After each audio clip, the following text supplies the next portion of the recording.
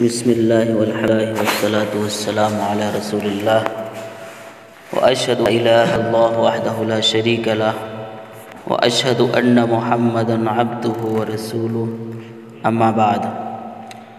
فعن ابی ہریرہ رضی اللہ تعالی عنہ قال قال رسول اللہ صلی اللہ علیہ وسلم ان اللہ لا ينظر الى اجسامکم ولا الى صورکم وَلَكِنْ يَنْظُرُ إِلَىٰ قُلُوبِكُمْ وَأَعْمَالِكُمْ رواہ مسلم۔ سیدنا ابو ہریرہ رضی اللہ تعالیٰ عنہ بیان کرتے ہیں کہ اللہ کے رسول صلی اللہ علیہ وسلم نے ارشاد فرمایا کہ اللہ تعالیٰ تمہارے جسموں اور تمہاری صورتوں کو نہیں دیکھتا بلکہ وہ تمہارے دلوں اور عملوں کو دیکھتا ہے۔ اس حدیث سے اخلاص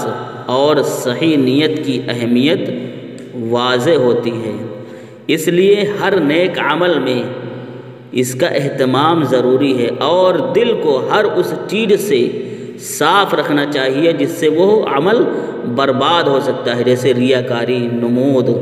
نمائش کا جذبہ یا دنیا کا لالچ یا اسی قسم کے بیکار فائدے۔ لیکن دلوں کا حال چونکہ صرف اللہ تعالیٰ ہی جانتا ہے، اس لیے اعمال کی اصل حقیقت قیامت والے دن ہی واضح ہوگی، جبکہ اللہ تعالیٰ کی بارگاہ سے اچھا یا برا بدلہ ملے گا۔ دنیا میں انسان کے ساتھ اس کے ظاہری اعمال کے مطابق ہی معاملہ کیا جائے گا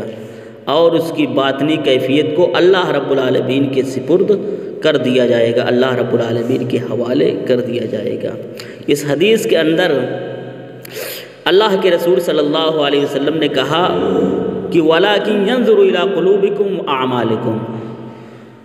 کہ اللہ رب العالمین تمہارے جسموں کو اور تمہاری صورتوں کو نہیں دیکھتا بلکہ تمہارے دلوں کو، اور ساتھ ہی ساتھ اعمال کا بھی تذکرہ کیا کہ تمہارے عملوں کو بھی دیکھتا ہے، تمہارے نیک جو اعمال ہیں ان کو بھی اللہ رب العالمین دیکھتا ہے۔ اس لیے عمل دل کی حالت کے ساتھ ساتھ عمل بھی کرنا ضروری ہے۔ عملوں کو اللہ رب العالمین دیکھتا ہے، اس لیے عمل ضروری ہے۔ دل کے ساتھ ساتھ کہ دل اگر صحیح ہوگا تو عمل بھی صحیح ہوگا، اور اگر انسان کے اعمال صحیح ہوں گے تو دل کی کیفیت بھی صحیح ہوگی، کیونکہ عمل کا صحیح ہونا یہ دل کے صحیح ہونے کی دلیل ہے، اور دل کا صحیح ہونا یہ عمل کے صحیح ہونے کی دلیل ہے۔ اگر اعمال صحیح ہوں گے تبھی دل کی حالت صحیح ہوگی، اگر اعمال صحیح نہیں ہوں گے تو دل کی کیفیت اور دل کی حالت درست نہیں ہوگی۔ اس لیے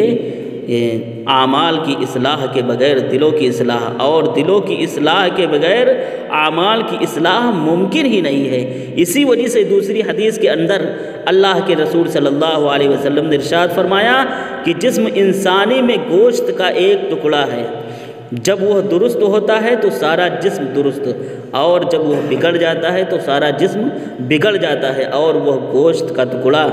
دل ہے۔ اسی طرح دیگر احادیث سے بھی عمل کی اہمیت واضح ہوتی ہے۔ قرآن کریم میں اللہ رب العالمین نے ارشاد فرمایا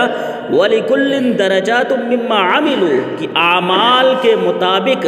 ہر ایک کے درجے ہوں گے، یعنی عملوں کی وجہ سے اہل جنت کے جو درجات ہوں گے ان میں کمی اور بیشی ہوگی عمل کی وجہ سے۔ اور اللہ رب العالمین نے فرمایا کہ ادخلوا الجنت بما کنتم تعملون، کہ اپنے عملوں کی وجہ سے جنت میں داخل ہو جاؤ، نیک اعمال کی وجہ سے۔ جب عمل کی یہ اہمیت ہے تو پھر کیسے ممکن ہے کہ اللہ تعالیٰ جسموں اور صورتوں کی طرح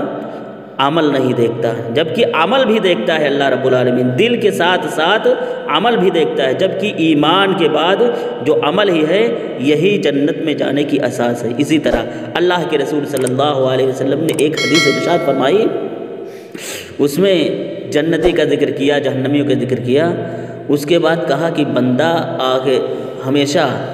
جنتیوں والا عمل کرتا ہے اور آخر میں ایسا عمل کر لیتا ہے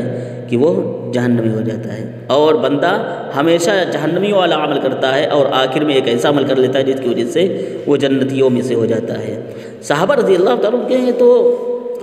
کہ پھر عمل کرنے سے فائدہ کیا ہے؟ اللہ کے رسول صلی اللہ علیہ وسلم نہیں، عمل کرتے رہو، ویسے ہی تمہاری تقدیر بن جائے گی، ویسے ہی تمہارے مقدر میں لکھ دیا جائے گا۔ یعنی جس طرح نیک عمل کرو گے ویسے ہی نیک بن جاؤ گے، ویسے ہی اخلاص اور مخلص اور بہترین اللہ رب العالمین کے بندے بن جاؤ گے۔ اس لیے نیت کے ساتھ ساتھ، نیت کی درستگی کے ساتھ ساتھ اعمال کی بھی درستگی ضروری ہے۔ اللہ رب العالمین سے میری دعا ہے کہ العالمین ہمارے کے اندر، ہماری عبادت میں، ہمارے دلوں میں خلوص پیدا کر دے، اور ساتھ ہی ساتھ ہمیں بہت زیادہ نیک اعمال کرنے کی اے اللہ توفیق دے۔ اے اللہ ہم پر رحم فرما، ہمارے گناہوں کو بخش دے، ہماری خطاؤں کو معاف فرما دے۔ جب تک اس دنیا میں جیے اسلام اور ایمان پر جیے، اور جب ہمارا خاتمہ ہو تو اسلام اور ایمان پر خاتمہ ہو۔ آمین تقبل یا رب العالمین۔ سبحان ربک رب العزۃ عما یصفون وسلام علی المرسلین والحمد للہ رب العالمین۔